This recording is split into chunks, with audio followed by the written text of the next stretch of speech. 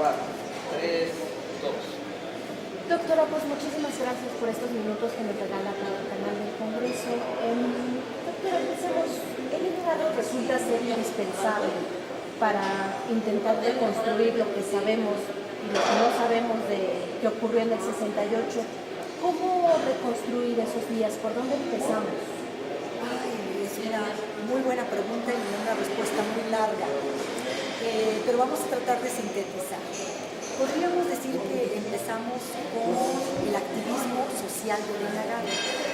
Elena Garro, yo diría que comienza su activismo en 1941, cuando publicó como periodista encubierta. Ella es una pionera del periodismo encubierto en México, porque en 1941 ella ingresó al penal para mujeres menores de edad para descubrir toda la corrupción que había dentro del reformatorio.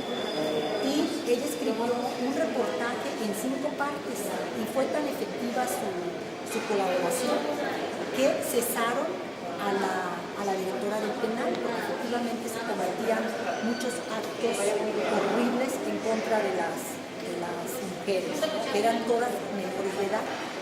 Después, claro, Elena Garro, ya casada con Octavio Paz, de alguna manera podríamos decir que queda confinada en la esfera privada, no participa más en la esfera pública, y también porque ellos van a vivir fuera de México muchos años. Cuando ellos regresan a México, la familia Paz Garro, a mediados de los años 50, Elena Garro en 1956 se involucra en el activismo social, en la defensa de los campesinos, especialmente los campesinos de Aguatepec, Morelos, y se involucra tanto en estos problemas, en estos asuntos, que de hecho en 1959 el entonces presidente López Mateos le pide a Octavio Paz que ayude para que Elena Garro salga del país, porque habían ganado en un juicio en enero de 1959.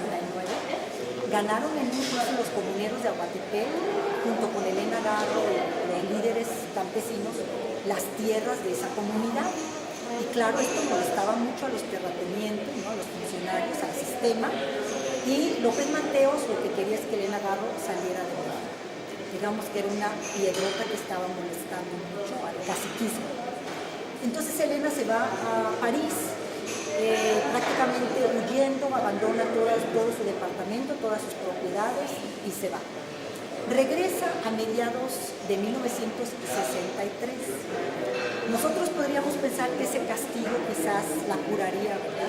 Pero no, Elena Garro regresa y continúa con el activismo, pero esta vez no solo el activismo social, sino también con el activismo político, porque en 1965 ella se alía a la política reformadora de Carlos Alberto Madrazo Becerra, quien había sido nombrado presidente del PRI por Gustavo Díaz Ordaz, que acababa de llegar al poder. ¿Cómo empieza este nexo con Madrazo? A Madrazo Elena Garro lo conoció en la preparatoria, cuando ella estudiaba la prepa, y en la universidad, en la UNAM.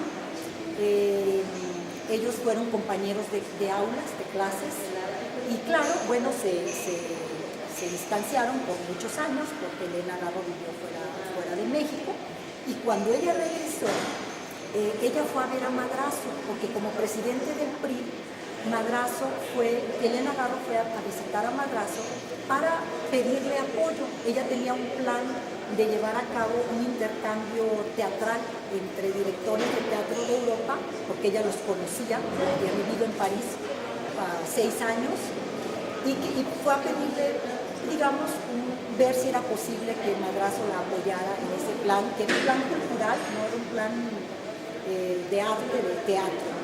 Pero comienza a conversar obviamente con Madrazo, y Madrazo, como presidente del PRI,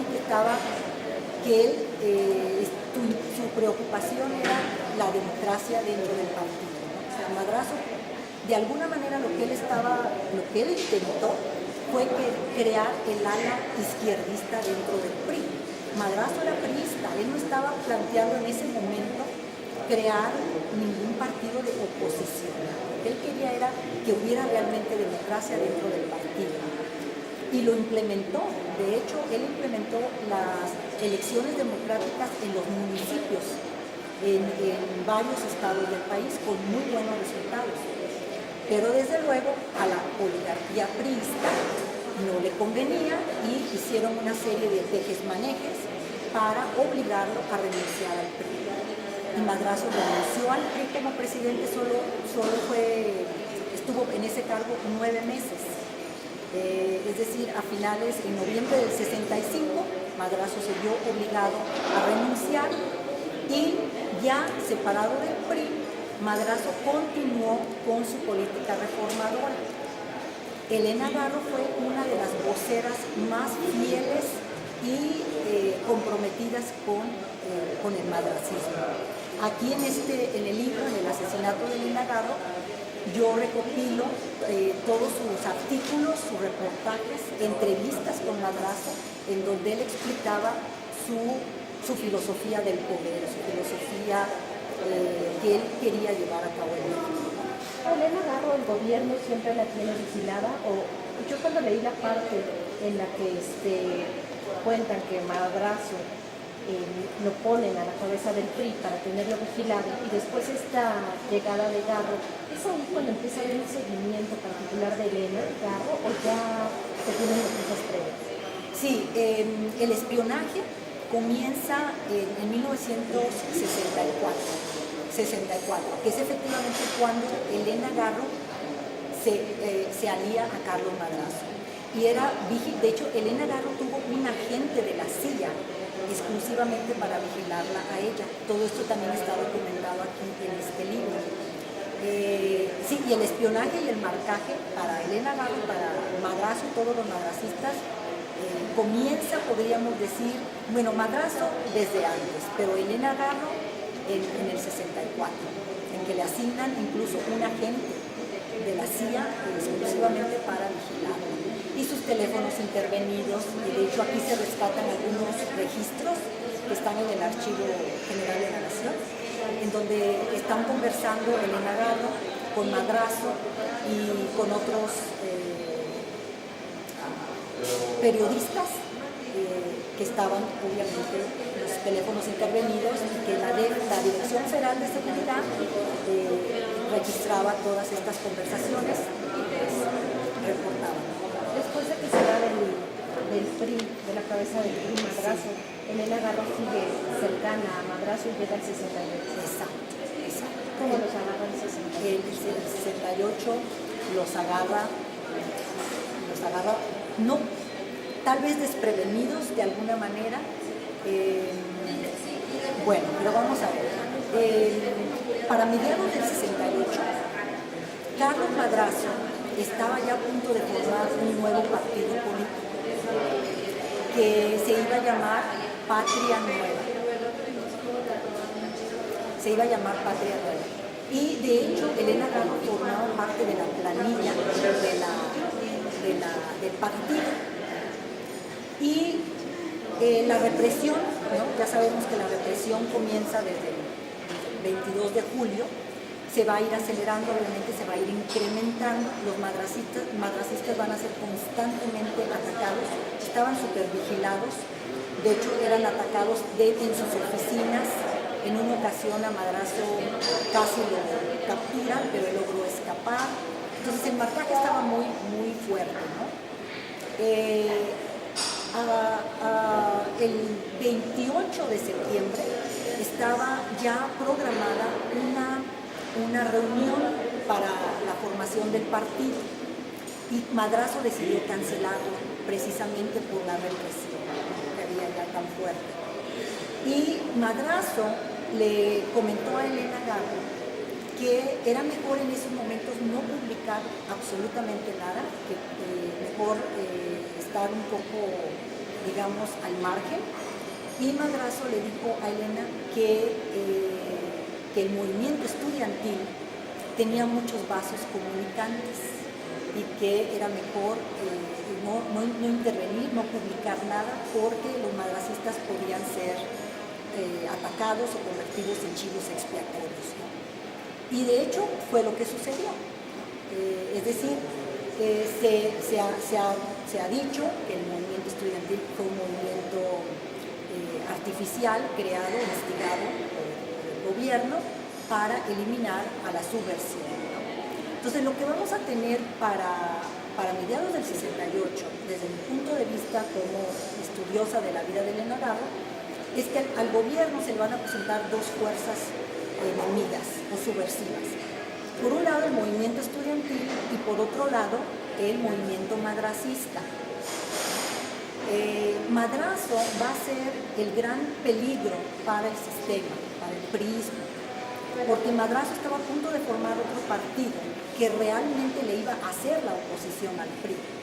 Y obviamente el candidato que iba a postularse como,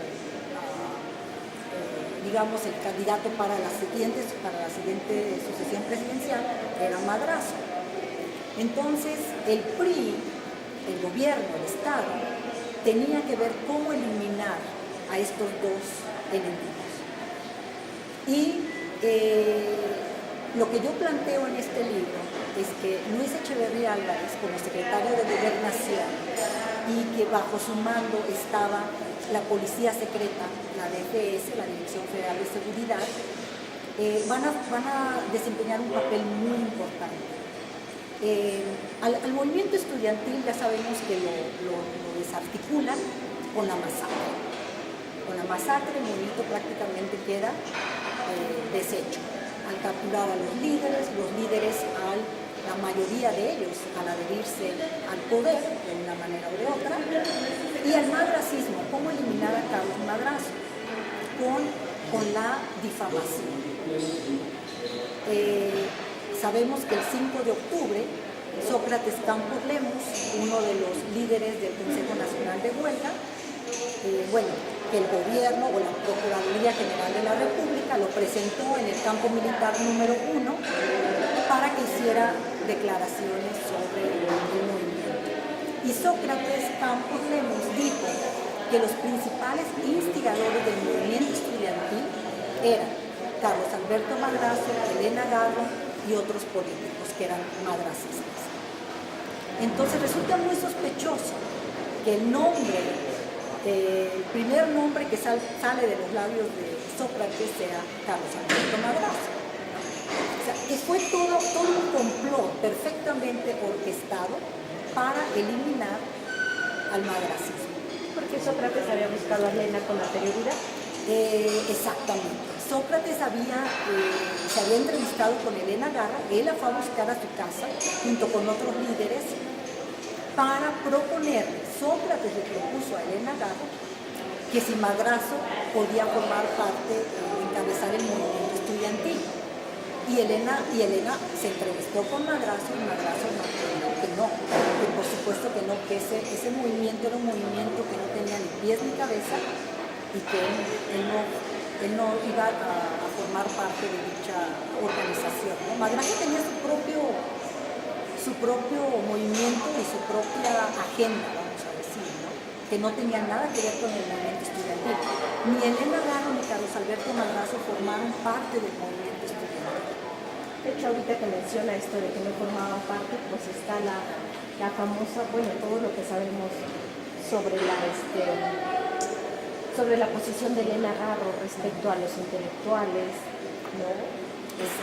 Ella fue muy crítica del movimiento, los enfrentó, y nos puede contar respecto a eso. Exacto, esa fue una guerra que Elena Garro llevó a cabo, podríamos decir, ¿no? Su guerra, su batalla contra los intelectuales. Yo creo que la guerra de Elena Garro en contra de los intelectuales comenzó desde que se casó con Octavio Paz, porque obviamente al vivir en ese círculo, ¿no? En el círculo de las camarillas en el poder, porque Paz formó parte del grupo del poder desde muy joven, yo podría decir desde su nacimiento por ser hijo de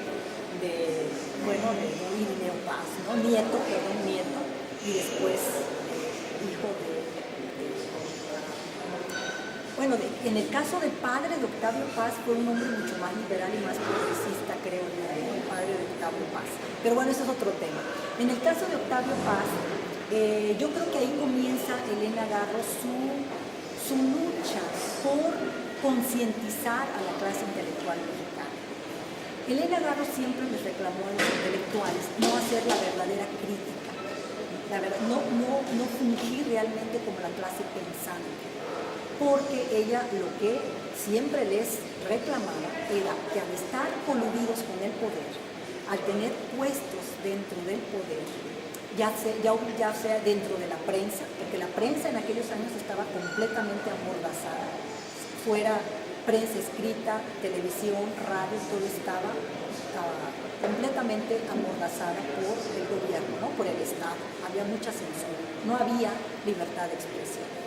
Entonces, Elena lo que les reclamaba a los intelectuales es que ellos, al trabajar o al ser funcionarios, por pequeños funcionarios que fueran, o al estar dirigiendo entre revistas literarias, pero subvencionadas de alguna manera por el gobierno también, o los periódicos que estaban todos bajo el auspicio del gobierno, no podían hacer realmente la crítica. Entonces ella decía que su crítica era muy tibia, que era una crítica hasta cierto punto siempre cuidando sus puestos, sus escritorios, y por eso les llamaba a ella izquierdistas de café, que eran izquierdistas, pero únicamente desde el escritorio, sin realmente cuestionar la corrupción, la injusticia social.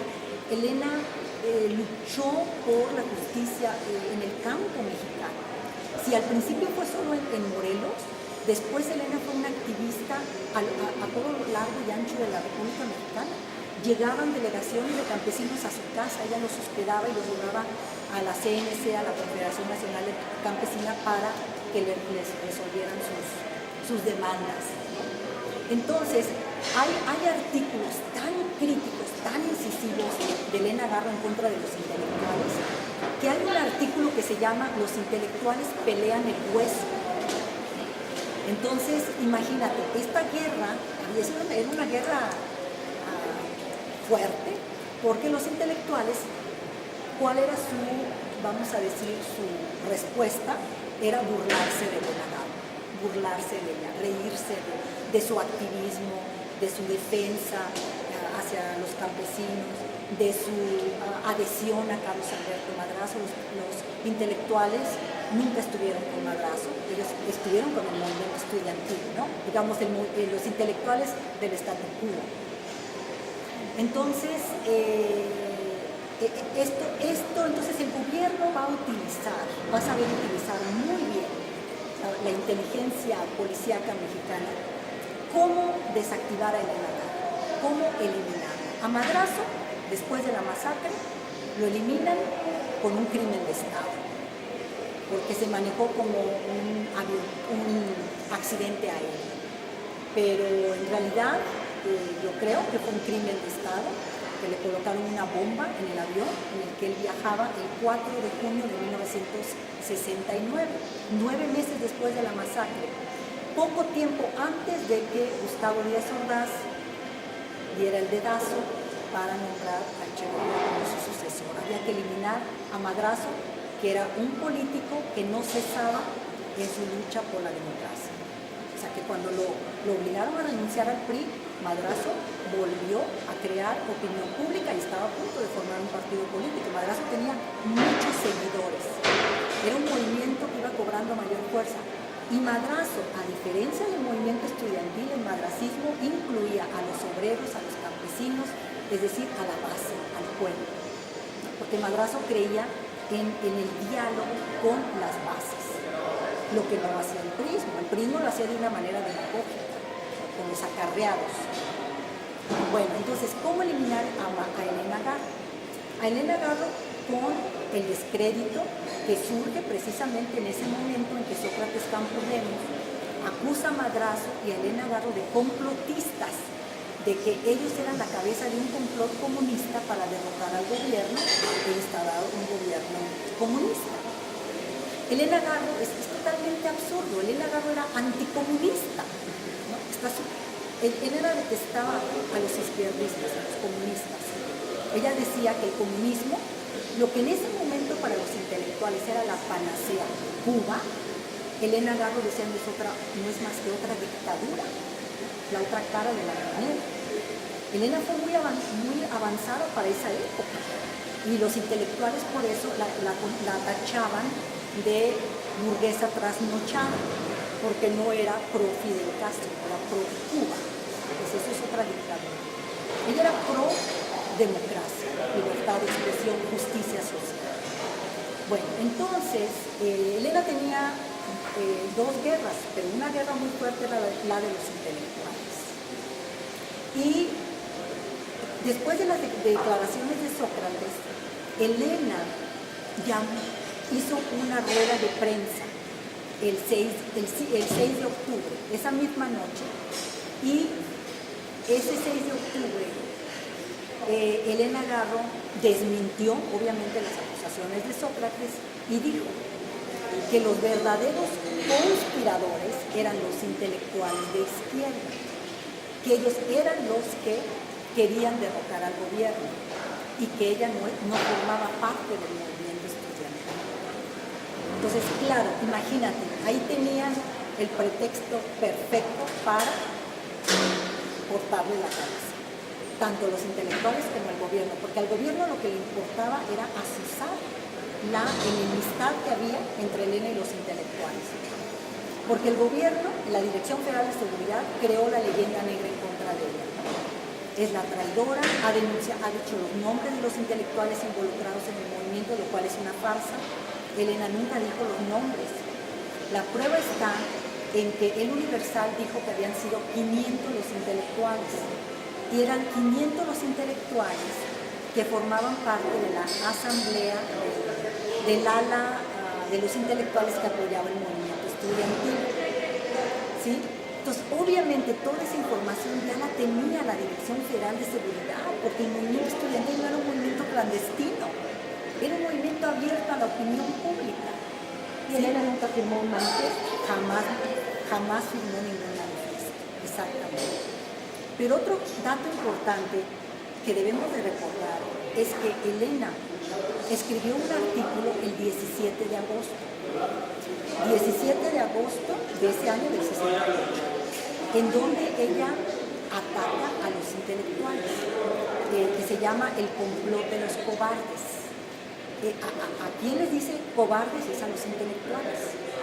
Porque Elena ahí en ese artículo dice, los intelectuales están muy cómodos en sus escritorios, azuzando a los chicos, a los estudiantes jóvenes, a reaccionar ante las provocaciones. Porque el movimiento de Elena Garro, el madracismo, era un movimiento no violencia, era un movimiento, Madrazo quería hacer cambios, no ideológicos, incluso en un momento dado Madrazo dijo, yo no voy a cambiar de ideología, yo quiero corregir errores, ¿sí? Porque Madrazo sabía lo que representaba enfrentarse al PRI, por supuesto, ¿no? Entonces ellos querían hacer todo por la vía legal y con mucha cautela para no provocar precisamente la masacre de Tlatelolco. El movimiento estudiantil, que se dice que estuvo infiltrado desde siempre, y los estudiantes, al caer en las provocaciones, al quemar autobuses, etcétera, etcétera, caían en la provocación, le daban el pretexto perfecto a las fuerzas policíacas y al ejército para masacrarlos, meterlos a la cárcel, etcétera. ¿Me explico? Lo curioso de esto es que lo de los cobardes, finalmente ocurre lo del 2 de octubre y ningún intelectual está ahí. Taibo se había ido, Elena llega en la madrugada, o sea, finalmente nadie de ellos estuvo. Exactamente, nadie. Por eso ella decía, estos intelectuales nada más mandan a los chicos como carne de cañón y ellos se esconden debajo de la cama, ¿no? Que era el reclamo que siempre les hacía. Si ustedes están con los chicos, váyanse con ellos a las calles, váyanse con ellos a manifestar, ¿no? Que hubo tantos muertos, que hay tantos prisioneros, vayan a reclamar por ellos. No, nadie metió las manos por los estudiantes. ni antes del 2 de octubre, ni después del 2 de octubre. La prueba está que Octavio Paz, por ejemplo, que era supuestamente renunció a la embajada de la India como embajador. Ese es un mito, esa es una farsa. Octavio Paz se puso en disponibilidad, que quiere decir que se retira por un momento de la carrera diplomática, pero que queda en disponibilidad de que en cualquier momento lo vuelvan a nombrar embajador. Y siguió cobrando su sueldo hasta que cubrió el número determinado para poder jubilarse dentro de la diplomacia. Es totalmente una farsa el que Octavio Paz sea el héroe del Tlatelolco, el héroe de los estudiantes, el único que protestó ante el gobierno. Octavio Paz, ni Carlos Fuentes, ni Monsiváis, ni todos ellos representaron nunca un peligro para el colegio, nunca. Octavio Paz, ¿qué pasó con Octavio Paz y Carlos Fuentes? Bueno, Octavio Paz, ¿a poco regresó de la India a apoyar a los estudiantes, a solidarizarse con ellos? No, se quedó en Inglaterra y en Estados Unidos dando clases y conferencias muy cómodamente, nada más con su poema, con su famoso poema en contra de la agresión del estudiante. ¿Qué pasó en 1970? Cuando Echeverría llegó al poder, Octavio Paz y Carlos Fuentes proclamaban Echeverría o el fascismo. Octavio Paz escribió un artículo que está aquí el 16 de junio, 6 días después del Algonazo, la segunda masacre, la que se conoce como Jueves de Corozos, en donde lean ese artículo aquí. Este artículo que Octavio Paz escribió se dedica a defender la política de Echeverría, a decir que gracias a Echeverría ha traído transparencia a México, ha traído democracia, tenemos que apoyarlo porque él representa nuestra seguridad y nuestra verdadera crítica. Y ataca a los estudiantes, pero además dice que los halcones no solamente atacaron a los estudiantes, sino que los halcones es un grupo para desestabilizar el gobierno de Echeverría. Por favor, todos sabíamos que los halcones era el grupo paramilitar creado por Echeverría y pagado por Echeverría. ¿Me explico? Entonces, por favor, ¿en dónde estamos? Mexicanos y mexicanas, gente, pueblo, lean. Es que yo siempre lo que digo es que no han leído a Elena Garro. No se han acercado a su periodismo, a la fuente original.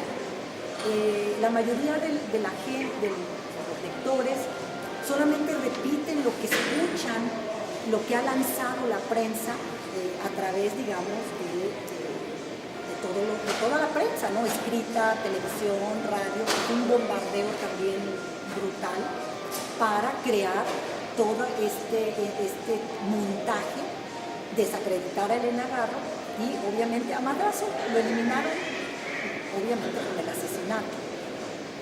Elena relata su teoría sobre el movimiento de que los estudiantes pactaron con Luis Echeverría. ¿Con el paso de los años siguió sosteniendo eso? Siempre lo sostuvo. Siempre lo sostuvo porque los estudiantes y los intelectuales de izquierda, los izquierdistas de café, dice ella que pactaron obviamente con el gobierno porque, y ella dice que ese pacto vino desde antes, porque qué casualidad que Sócrates no delató a ningún izquierdista como complotistas. Los complotistas no eran los izquierdistas, los comunistas eran Madrazo, Elena Garro, etcétera, ¿no? Los madracistas. Entonces ella decía, hubo un pacto, obviamente, y el pacto con Echeverría está más que probado. ¿Qué hizo Echeverría cuando llegó al poder? ¿Cómo se ganó a los intelectuales de izquierda? Con prebendas, con becas, con embajadas. Carlos Fuentes se fue de embajador de México a Francia por Echeverría. Rosario Castellanos a Israel. Víctor Flores Olea a Rusia, a la Unión. Entonces, Y también Elena tiene una obra de teatro estupenda que les recomiendo mucho, que es Sócrates y los gatos, en donde ella plantea toda esta hipótesis, digamos. Entonces, las declaraciones de Elena del 6 de octubre, ¿no?, que se publican el 7, no son ninguna novedad. Ella ya había dicho eso el 17 de agosto, en su artículo El complot de los cobardes. Lo que dice en El complot de los cobardes es lo que ella volvió a repetir el 6 de octubre. Entonces, yo lo que no dudo es que obviamente la policía secreta, porque leían todo lo que ella publicaba, ya había leído ese artículo y ya sabían cómo la iban a desactivar, porque ella tenía esa guerra, ¿no? ese cuestionamiento con los intelectuales que lanzaban a los chicos y que no se hacían responsables y que estaban muy cómodamente recibiendo las prebendas del gobierno. Finalmente, este año marcaría totalmente a Elena, que tiene que salir primero de la ciudad, después del país. Exactamente. Porque después de la masacre, a Elena la secuestra la Dirección Federal de Seguridad. Después de que ella hace las declaraciones a la prensa, la DFS, los agentes de Fernando Gutiérrez Barrios, van era una casa de asistencia en donde ella se había refugiado y se la llevan al Hotel Casablanca, que está al lado, todavía, el hotel todavía existe, ¿no? La dirección ya sabemos que no, pero ahí estaban las oficinas y ahí la tienen vigilada hasta finales de noviembre. Pero cuando ella sale, todavía los agentes no la dejan ni a sol ni a sombra, está constantemente vigilada por la DFS y bueno, vive en hoteles con nombres falsos hasta que, bueno, huye de México, se va de México, se queda sin dinero, llega hasta Nueva York junto con su hija Elena, regresan, que no tienen dinero, y finalmente ella logra vender un departamento que tenía en París y con eso le rentan un departamento en Polanco, en la calle Taine, y ahí vive hasta 1972, pero totalmente marginada, porque ¿qué sucedió? Después de la masacre, el gobierno la ha difamado, ¿no? Ya Elena Garro queda como la traidora, la soplona, la que denunció a la clase intelectual. Y los intelectuales le hicieron el juego al gobierno, obviamente. Los intelectuales se dedicaron a atacarla, a difamarla, a humillarla, a decir cosas atroces de ella. Ellos tenían un gran resentimiento en contra de Elena Garro. Elena Garro los había atacado, ¿no? Muchísimo. Entonces ellos ahí, obviamente, al hacerle el juego al gobierno, quedan bien con el Estado y se quedan muy cómodamente en sus puestos, ¿no? Con todos sus privilegios. Y entonces el ataque hacia Elena viene desde el orden político del Estado y el de la vida cultural. Entonces Elena va a quedar totalmente desarticulada en todas las esferas de la vida mexicana, tanto en la política como en el aspecto cultural, ¿no? Porque esa leyenda negra todavía persiste hasta hoy en día. Los intelectuales la odian, la detestan.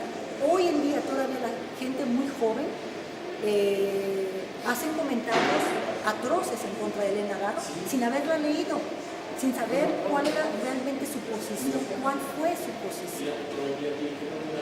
A 50 años de esto que ocurrió, del inicio del fin de Elena Garro, ¿qué podemos? Ya les he dado como un esposo, pero ¿qué podemos hacer? Leerla. Yo creo que Elena Garro hay que leerla, hay que difundirla. El problema que yo todavía veo es que como el grupo intelectual es el grupo del statu quo, es el grupo que controla todavía editoriales, prensa, radio, televisión. Entonces, la obra de Elena Garro, el periodismo, vamos a decir, el periodismo de Elena Dabo, que rescatamos aquí en este libro. Este libro es fundamental para que circulara en editoriales como el Fondo de Cultura Económica. Una editorial que realmente asumiera esa responsabilidad de difundir el periodismo de Elena Dabo. Yo estoy muy agradecida inmensamente con la Universidad Autónoma de Nuevo León que haya publicado este volumen, pero necesitamos una editorial que difunda el trabajo de Elena a nivel internacional, a nivel todo México. O sea, que sea un libro que esté en las librerías, cuando tú entras a cualquier librería, sea en Morelia, en Puebla, en Guanajuato, en Monterrey, no solamente en la Ciudad de México. Entonces, Elena no circula, no se difunde, porque no hay apertura todavía. ¿Será que las cosas no han cambiado? No han cambiado. Ni con los intelectuales ni con los... Ni con los intelectuales no han cambiado, ni con el poder. Exactamente. Así es. Muchísimas gracias. No, pues encantada. Mucho gusto, muchas gracias.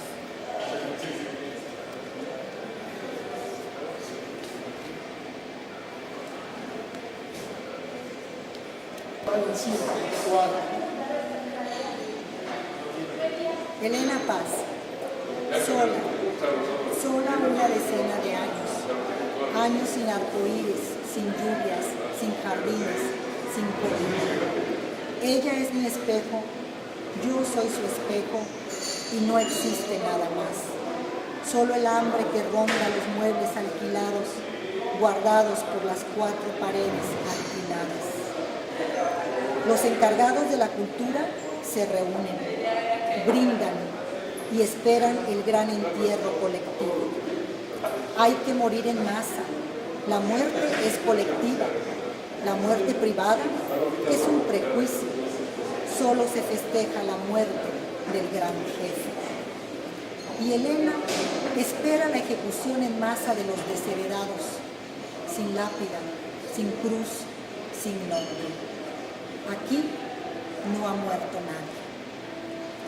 Domingo 22 de junio de 1980, en la noche, cuando Elena duerme y yo veo.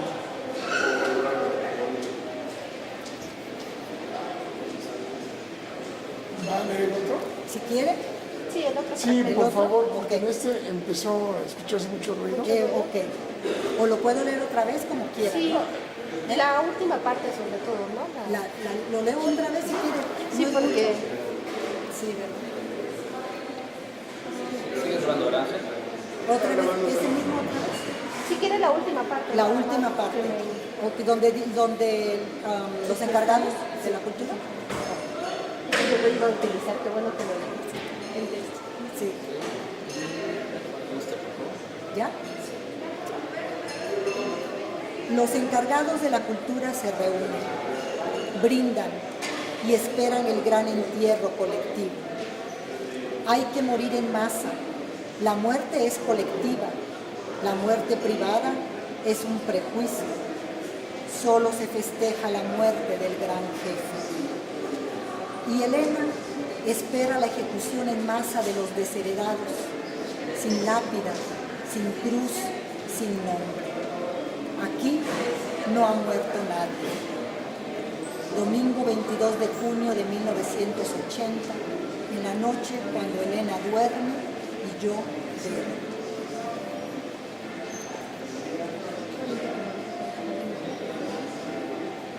Ya. ¿Va a leer otro? O ya? Como ustedes digan, Si quieres... O mejor lo con el libro, ¿no? ¿Con el libro? con el libro. Ah, ¿o qué hablo? Sí. Como que nos enseñen, no sé, Ok. alguna foto. Ah, Como que lo está viendo. Ok.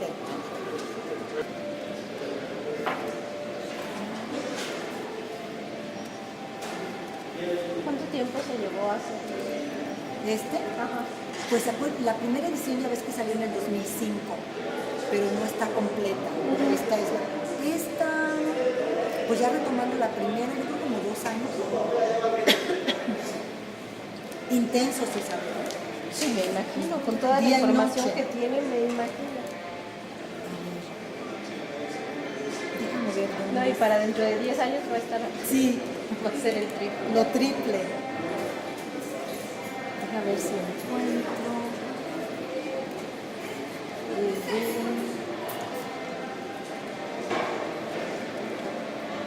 Ah, no es cierto, es en el 64.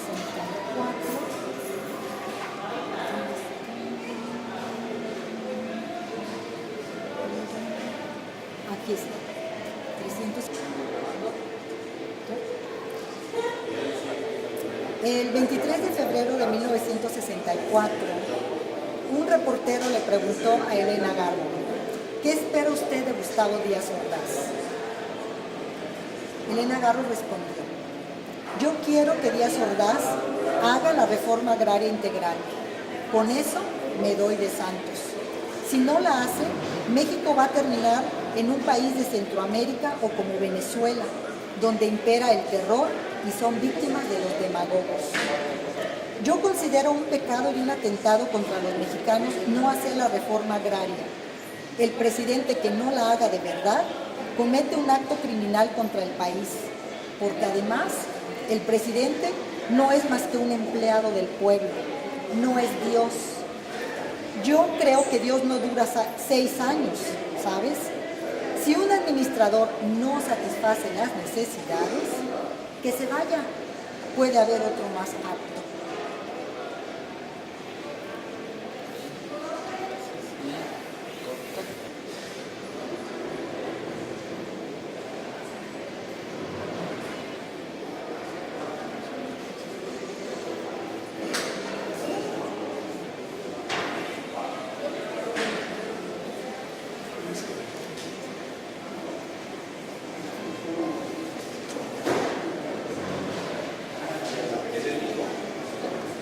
Así como lo tiene, podría abrirlo para ir ¿Completamente? Sí, bueno, sí, para poder ver un poco del contenido. El contenido, ¿podríamos ver hacia las imágenes? Sí, sí. A ver. De la norma, ¿te acuerdas del Basurto? Que se afectó, ese es el mismo. Y es igual, Por ejemplo, esta se podría ver. Ah, ya sé.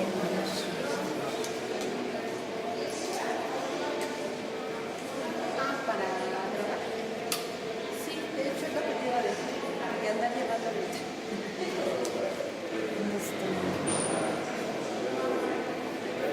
Pues no sé, por ejemplo, aquí hay unas fotos, estas de un reportaje sobre los campesinos.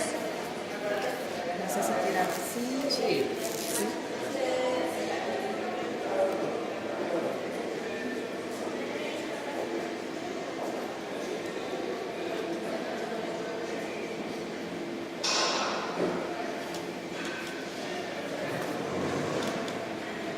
Pero más bien hay otra nueva que se va a tener.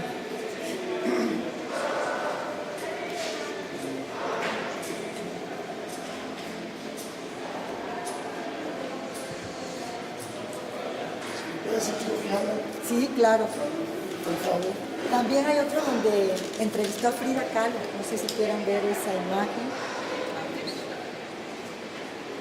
Para ver la parte cultural, ¿no? No sé, miren.